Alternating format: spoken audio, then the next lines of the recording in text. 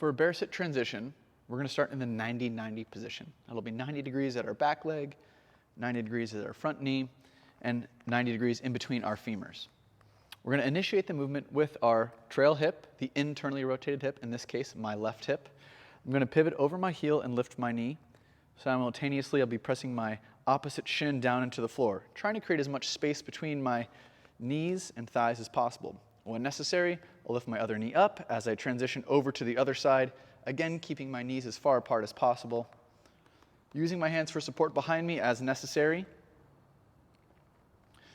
Once my legs are back in the opposite position, I just pivot back over. In this case, lifting my right knee up, pivoting over my heel, pulling my knees as far apart as I can get, bringing my right knee down, pushing my left knee in the opposite direction, and then bringing it back down. And that is the bear sit transition.